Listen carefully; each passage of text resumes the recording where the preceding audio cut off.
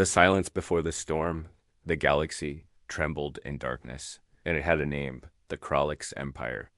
For over 3,000 years, these shadow-wreathed beings had consumed star system after star system, not through superior weapons or advanced technology, but through something far more insidious, pure, distilled terror. Overlord Vashtai floated in the command chamber of the Nightmare's Edge. His form a writhing mass of living darkness punctuated by three glowing red eyes.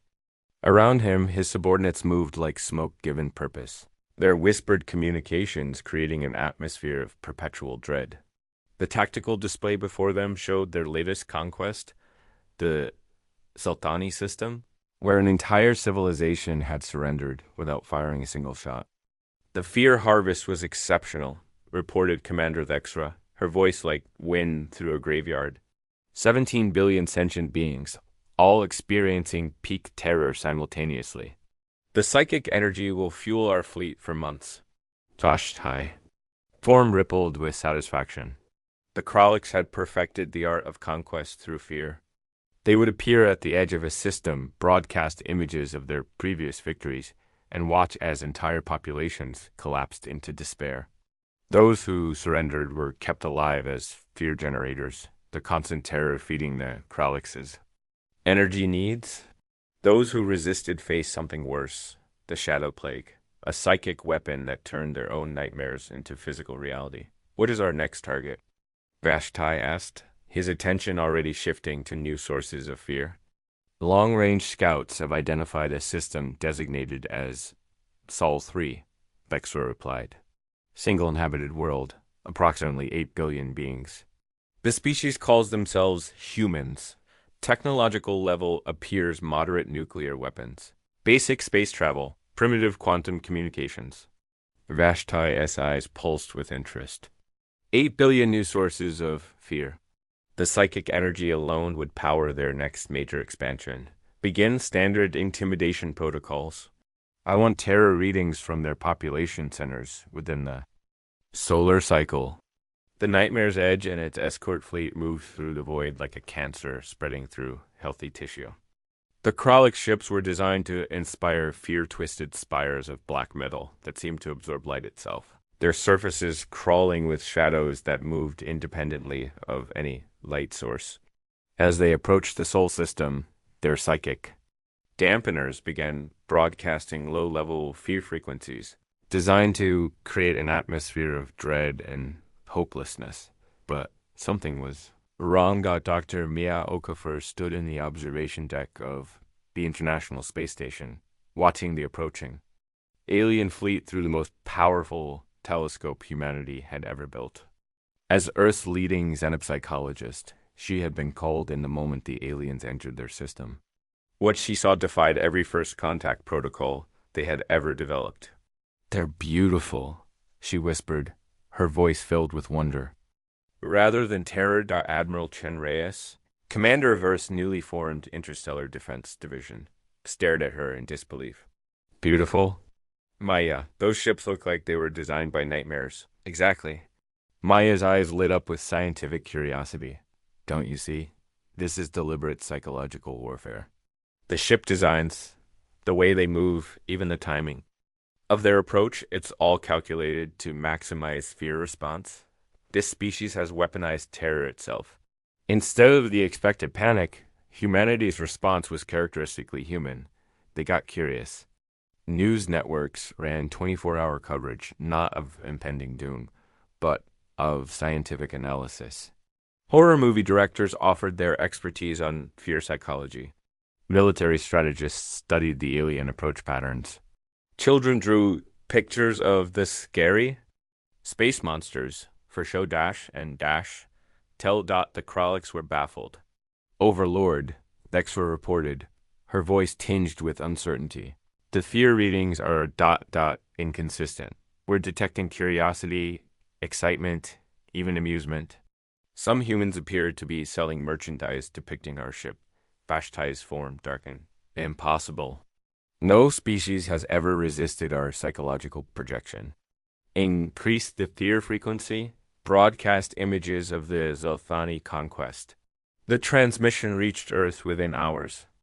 Images of the Zolthani's final moments, their cities consumed by living shadows, their population writhing in psychic agony.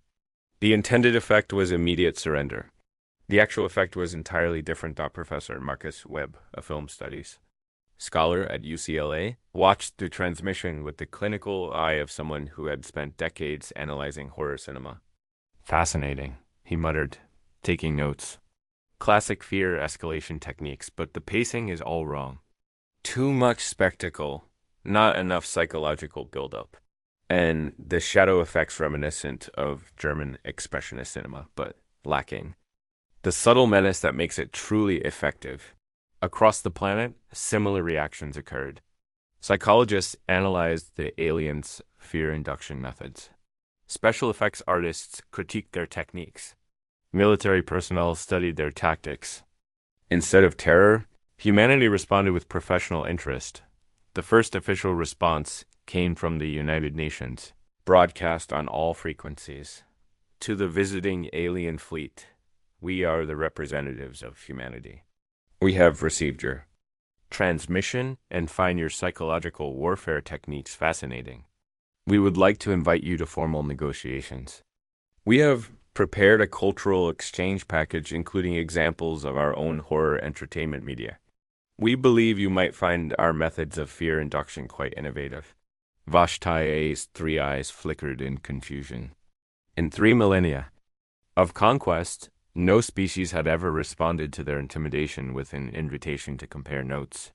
Perhaps they misunderstood our message, suggested Bexra. Shall we deploy the shadow plague?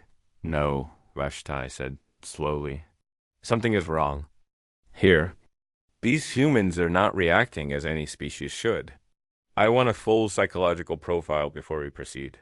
What the Kraliks discovered in their analysis would haunt them forever. Humans were the only known species that consumed fear as entertainment. They created elaborate fictional scenarios designed to terrify themselves, then paid money to experience them. They told ghost stories around campfires. They built haunted houses for amusement. They had an entire industry dedicated to scaring themselves and others. More disturbing still, humans seemed to be adapting to the Kraliks' fear transmissions in real time. Initial terror responses were being replaced by analytical curiosity. Some humans were even beginning to put strange dreams where they were the ones casting shadows, where they were the source of fear rather than its victim. Dr. Maya Okover was the first to understand what was happening. Working around the clock in a hastily constructed research facility, she had been analyzing the Kraliks' psychic transmissions. What she discovered sent chills down her spine, not from fear, but from excitement. Admiral, she called out, her voice trembling with scientific ecstasy.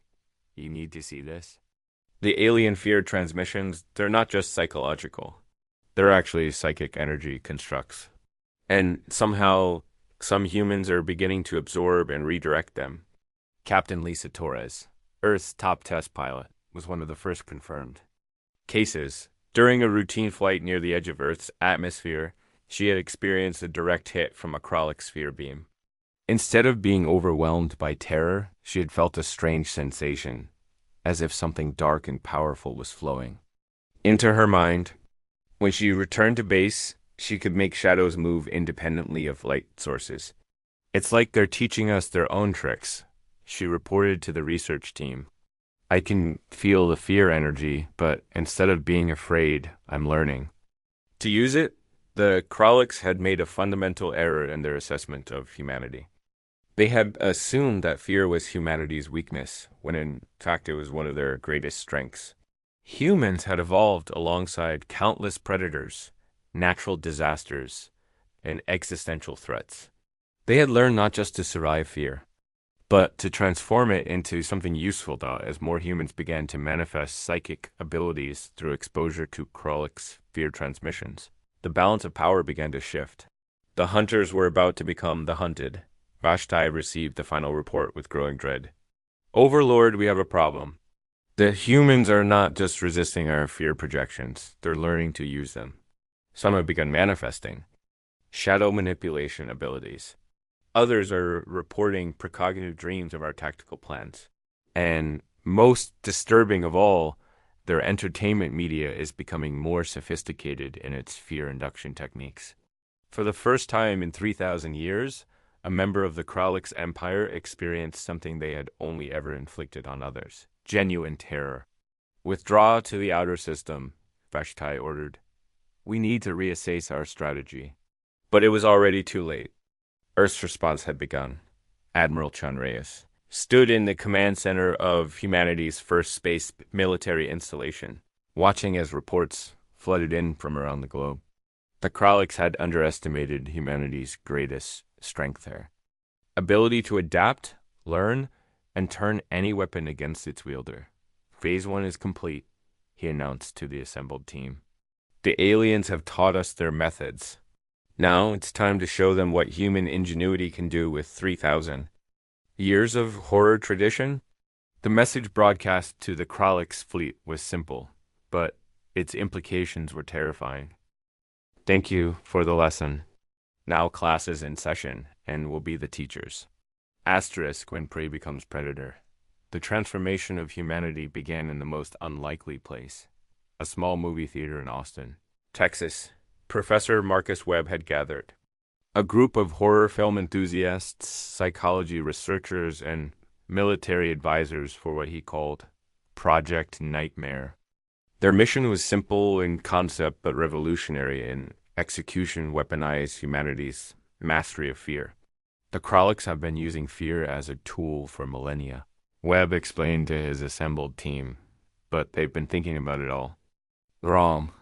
They treat fear like a blunt instrument: overwhelming, brutal, unsophisticated. We humans have turned fear into an art form." On the screens around the room, carefully selected scenes played from humanity's greatest horror achievements. The subtle psychological terror of Hitchcock's Psycho, the existential dread of Lovecraft's cosmic horror, the primal fear of survival films, the creeping paranoia of psychological thrillers. Each clip was analyzed, dissected, and reconstructed for maximum psychological impact. Dr. Maya Okafor, now leading the Psychic Research Division, had made breakthrough after breakthrough.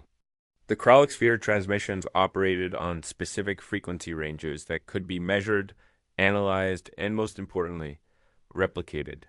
But where the aliens relied on raw psychic power, humans were developing something far more sophisticated: precision. Fear engineering. "The Kralix broadcast terror like a radio station," she explained to Admiral Reyes. "They turn up the volume and hope it overwhelms their targets. But we've learned to be surgical. We can target specific phobias, trigger precise psychological responses, and even implant suggested fears that manifest over time." Captain Lisa Torres had become the first human to successfully weaponize shadow manipulation. Working with a team of physicists and psychologists, she had learned to create fear constructs, psychological weapons that appeared as physical manifestations of terror. Her first successful test had been against a volunteer who had agreed to experience a controlled fear scenario. The volunteer had reported seeing his childhood nightmares come to life, only to have them vanish when Lisa ended the projection. "It's like method acting," she explained. "But instead of becoming the character, you become the fear itself. The Kralix taught us the technique, but they never learned to make it personal." The first human counterstrike came without warning. The Kralix had positioned their fleet at the edge of the solar system, believing they were at a safe distance while they planned their next move. They had underestimated human ingenuity. A small, seemingly harmless probe approached the nightmares. Edge, the Kralix sensors detected no weapons, no obvious threats. It appeared to be a simple communication device. When they brought it aboard for analysis, they had no idea they were importing humanity's first psychological warfare weapon. The probe contained no explosives, no viruses, no traditional weapons.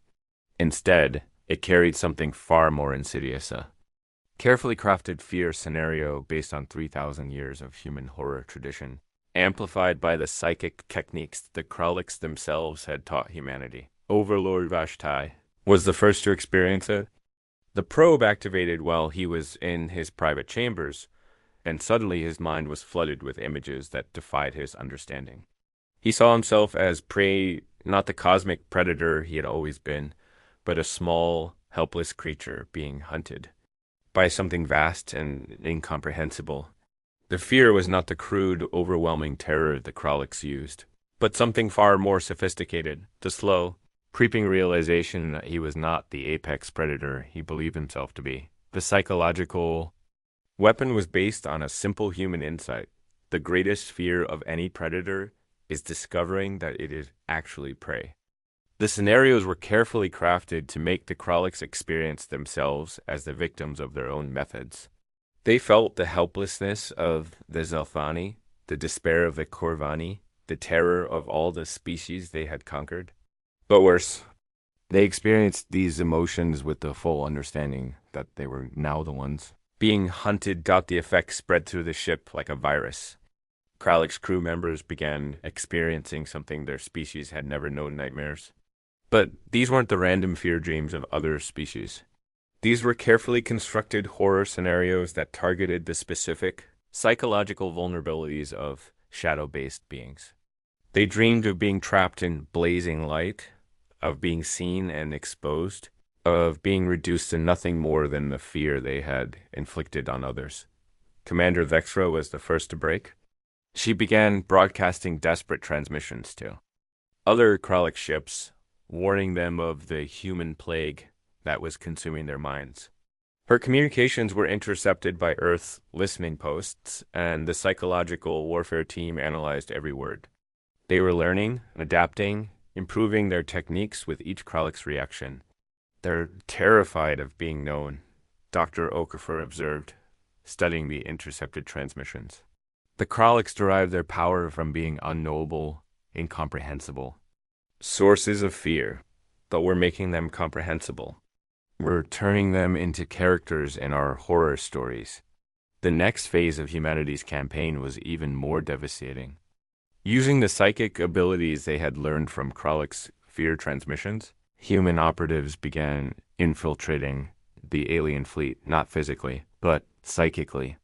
They projected themselves into Kralik's minds as living nightmares, but nightmares? With a distinctly human sensibility, Captain Torres led a team of psychic operatives in what they called deep fear strikes. They would target individual Kralik's crew members with personalized horror scenarios. A Kralik's engineer might suddenly find himself experiencing the terror of being trapped in a Stephen King novel, where machinery came alive with malevolent intent. A Kralik's navigator might be thrust into a cosmic horror scenario, where the stars themselves were watching him with hostile intelligence. The psychological warfare was precise, targeted, and utterly devastating. The Kraliks had spent millennia perfecting the art of inducing terror, but they had never learned to defend against it. Their entire psychological framework was based on being the source of fear, never its victim. Vache's commands became increasingly desperate. "Withdraw to the outer rim," he ordered. "We need distance from this contamination." But the humans had anticipated this. They had spent months studying Kralik's tactics, learning their patterns, understanding their psychology. They knew the aliens would retreat, and they were ready. The human fleet that met the Kraliks at the edge of the solar system was unlike anything the galaxy had ever seen. The ships were designed using principles borrowed from human horror tradition: asymmetrical designs that suggested wrongness, lighting that created deep shadows, and hull patterns that seemed to shift and move when observed directly.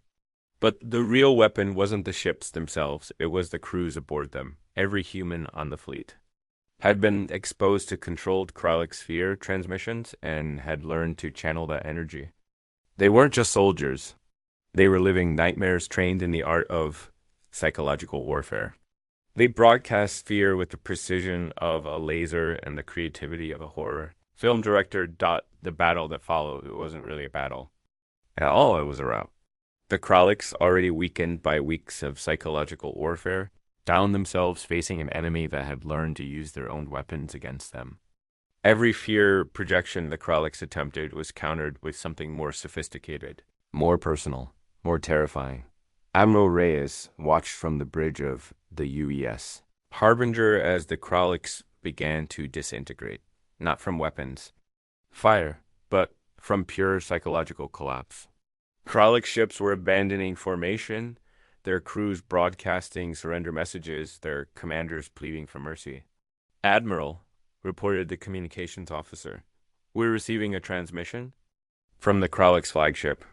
They're requesting terms of surrender. Vashti's message was broken. Desperate. Humans of Earth, you have demonstrated your supremacy. We acknowledge your dominance. We offer surrender, submission, anything. Please, make the nightmares stop. The response from Earth was swift and decisive. It came not from Admiral Reyes, but from Professor Webb, speaking on behalf of all humanity. Overlord Vashti, you have spent 3,000 years teaching the galaxy to fear. Consider your education complete. You and your empire will now serve as students in a new curriculum. You will learn to feel fear, to understand it, to respect it. And when you have truly learned what it means to be afraid, perhaps you will understand why it should never be used as a weapon against the innocent. The Kralix Empire's reign of terror ended not with a bang, but with a whimper. News of their defeat spread through the galaxy like wildfire. Species that had lived in shadow for millennia began to emerge. Civilizations that had been suppressed began to rebuild. The galaxy's greatest predator had been dethroned by a species that had learned to weaponize the very tool that had once been used against them, got in the months that followed.